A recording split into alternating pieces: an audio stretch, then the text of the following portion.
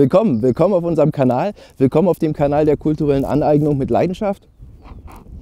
Schön, dass ihr wieder dabei seid. Wir sind auf unserem großen Roadtrip in Südamerika. Das ist Woche 2 unterwegs mit dem VW-Bus T3. Willkommen in Patagonien und in dieser Woche wird's wild.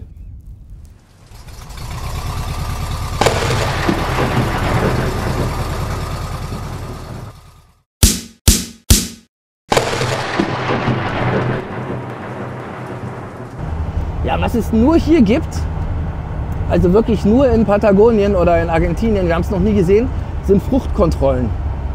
Das heißt, die haben in Patagonien diese Obstfliege nicht, also die Reblaus. Und die haben die ganzen Probleme, die wir in Europa haben, dass wir zum Beispiel Wein auffropfen müssen, also eine andere Wurzel nehmen und eine andere Pflanze oben auffropfen, weil es eben diese Fruchtfliege gibt, die den Wein tötet.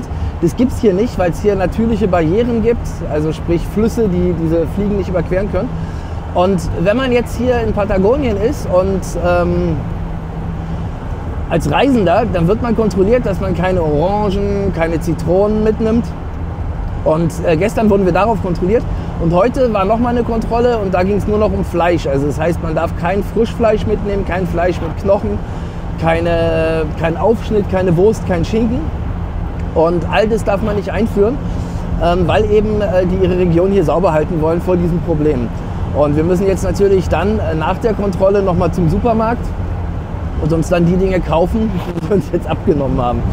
Also insofern eine ganz interessante Geschichte. Wer in Südamerika fährt, sollte das auf jeden Fall beachten und nicht jedes Mal einen Großeinkauf machen, bevor so eine Fruchtkontrolle kommt. Genau. Björn hat unsere erste Vogelspinne entdeckt und muss sie sich natürlich gleich aus der Nähe anschauen. Die laufen hier einfach über die Straße und man kann sie beim Fahren sehen.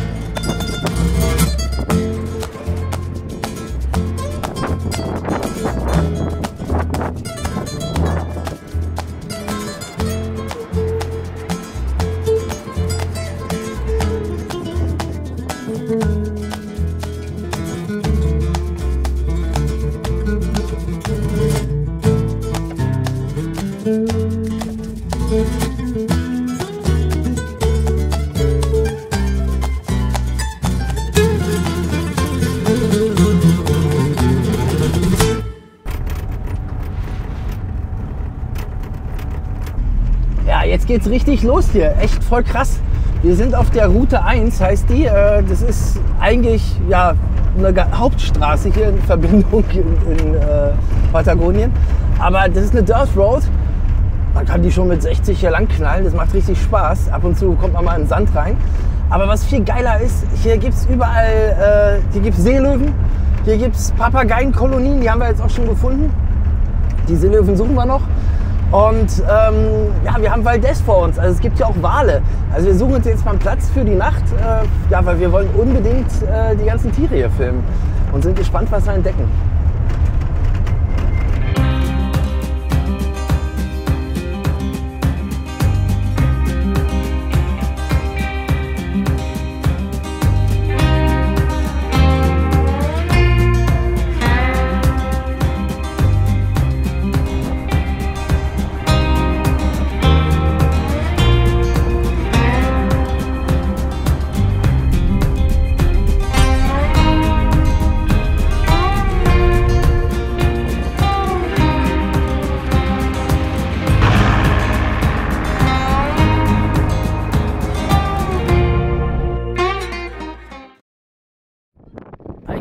Gürteltier.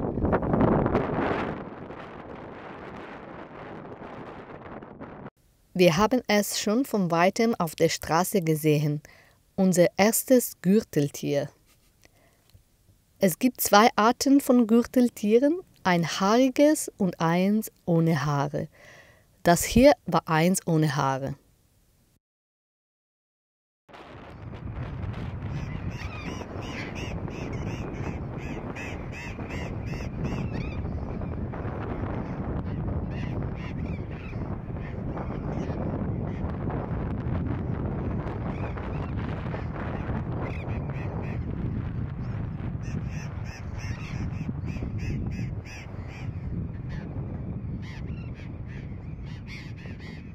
Ja, voll geil. Wir sind noch ein Stück weiter gefahren und sind jetzt hier an so einer Steilküste. Und das ist alles voll mit Papageien, die rumfliegen und ein riesen Geschrei abziehen. Wir stehen halt hier total cool. Und wir gehen jetzt nach unten, weil hier ist Ebbe und Flut so unglaublich krass. Also es macht hier einen Unterschied von 100 Metern Distanz aus.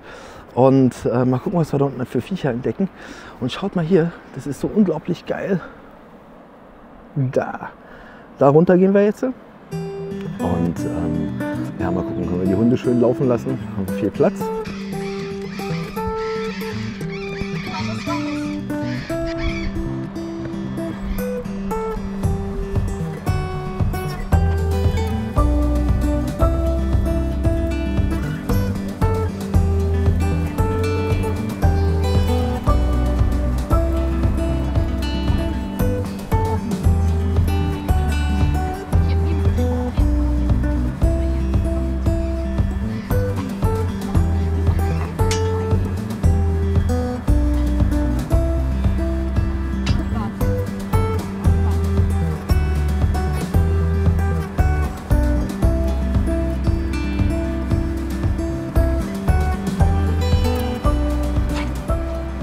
Ja, das ist ja geil hier. Das sieht so surreal aus wie ein anderer Planet.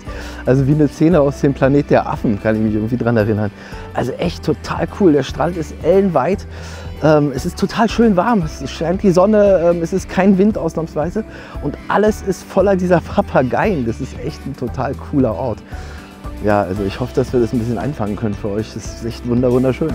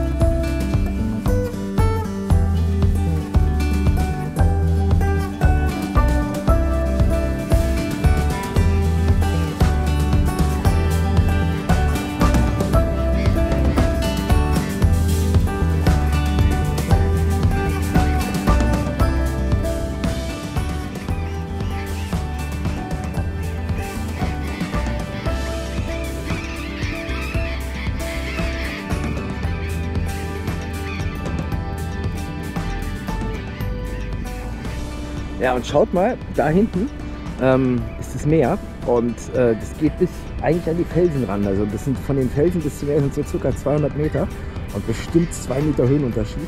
Und das hat hier echt richtig Tidenhub. Also Ebbe und Flut ist ein krasser Unterschied hier. Das ist Mann. Normal ist es alles hier überflutet, alles bis zu den Steinen ran. Guten Morgen! Wir sind unterwegs. Es geht auf Richtung Valdez. Ja, Pinguine, Wale, Orcas. Was gibt es da noch? Seelöwen, Seeelefanten. Also das wird auf jeden Fall richtig geil, richtig interessant. Wir hoffen, dass wir auch die Orcas sehen können. Und es sind jetzt noch 300 Kilometer schnurgerade Straße. Also der Tempomat ist drin und das Lenkrad können wir festmachen irgendwo am Auto. Wir haben ja aber noch wir machen uns noch ein paar Gedanken, weil wir haben gelesen, dass man in die ganzen Nationalparks, also auch Valdez, mit Hunden gar nicht rein darf. Das heißt, naja, es kann sein, dass wir überhaupt gar nicht auf die Halbinsel rauf dürfen mit Mali und Wilma. Jetzt fällt ja auch noch das Handy runter. Jetzt fällt alles auseinander. Und das werden wir sehen. Wir haben allerdings einen Argentinier getroffen, der ist auch mit Hund unterwegs. Und der kam gerade von Valdez. Und der hat gesagt, dass es überhaupt kein Problem war und dass er mit dem Hund reinkam. Der Hund darf eben nur nicht da, wo die Pinguine und Seelöwen sind, Gassi gehen, damit er da nicht hinscheißt und irgendwie irgendwelche Bakterien einträgt. Genau, und das werden wir sehen. Wir haben ja sowieso derzeit wieder mal richtig Glück. Wir haben es ja im letzten Video schon gesagt. Es gibt ja diese Grippe von den Seelöwen. Und dementsprechend sind die halt derzeit sehr, sehr vorsichtig. Normal kann man auch mit Seelöwen tauchen und schnorcheln gehen. Und all das geht derzeit nicht wegen dieser Krankheit. So, jetzt hoffen wir, dass wir auf jeden Fall mit Wally und Wilma darauf können. Ja, das werdet ihr oder wir dann auch später sehen.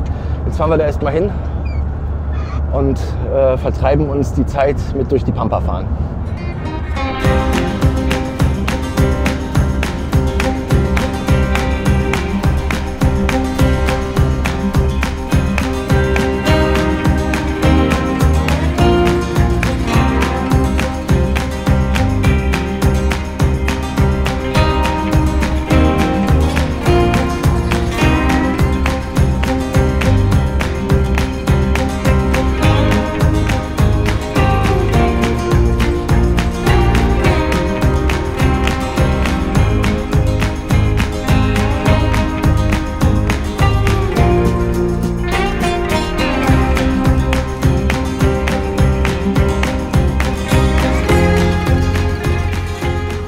Schön sieht's aus, schön, direkt am Meer. So, nur leider kommen wir hier nicht weiter.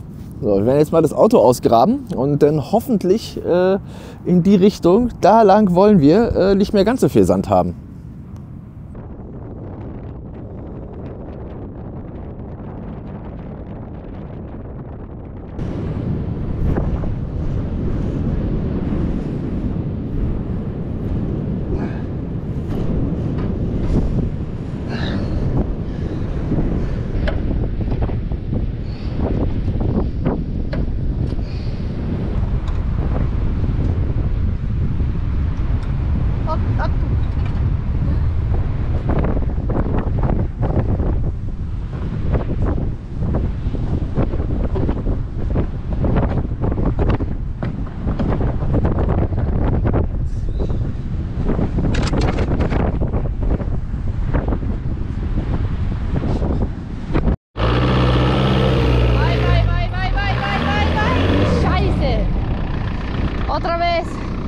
Wally, such, na los, such.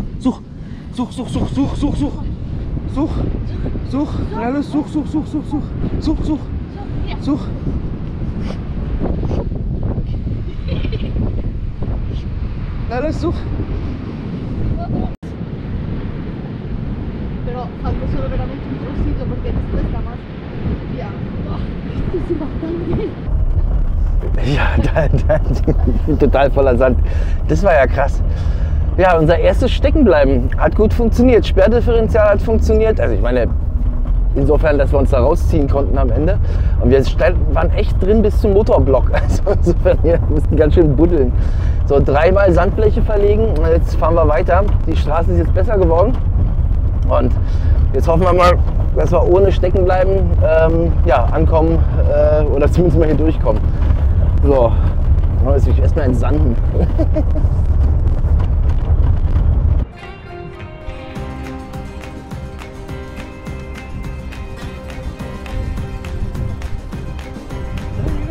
Da estás.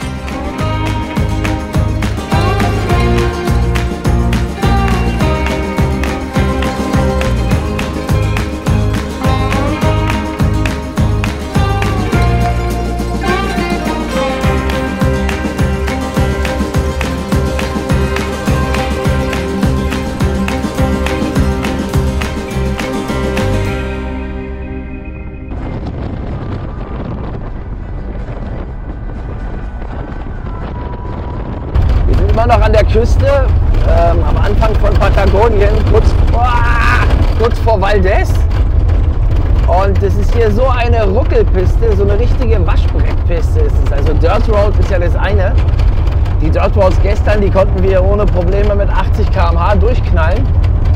Und hier hört ihr ja, es ist extrem laut.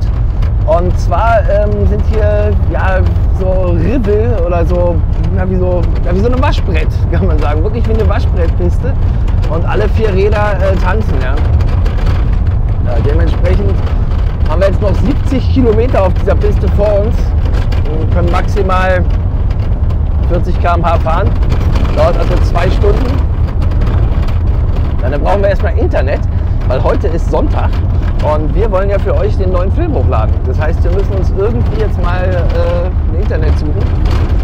Und das finden wir hoffentlich in dem Ort, der in 70 Kilometern kommt. Mensch, Meier, es wird ja immer lauter. So, also 70 Kilometer Ruckelpiste und dann erstmal einen Kaffee. Im Vorbeifahren entdecken wir unseren ersten Seelöwen. Ist ein Junges und wie man sieht, ist der auch nur Haut und Knochen. Und es ist schon traurig zu sehen, weil diese Grippe, die die Seelöwen derzeit haben, tötet sehr, sehr viele. Wir haben sehr viele Tote am Seitenstreifen gesehen oder beim Vorbeifahren gesehen.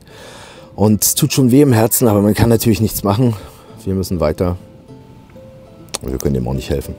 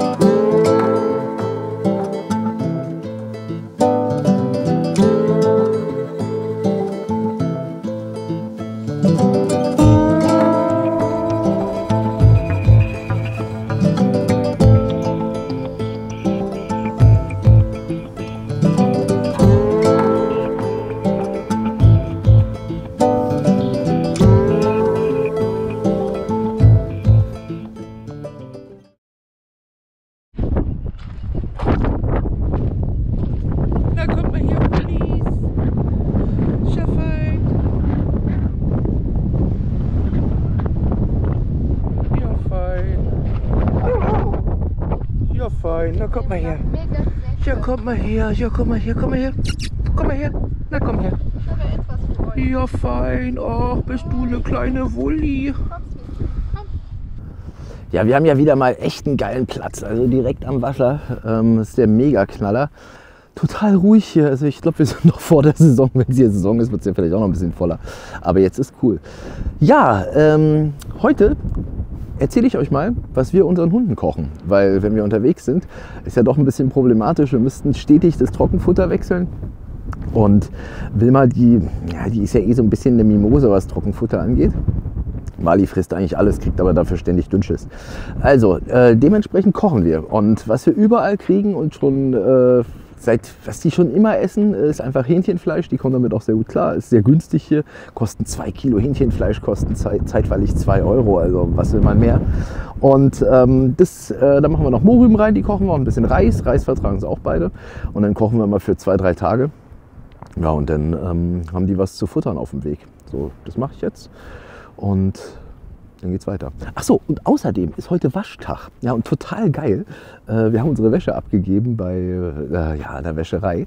Und da kosten uns jetzt 8 Kilo Wäsche, umgerechnet 7 Euro. Dafür werden sie aber gewaschen, getrocknet und zusammengelegt.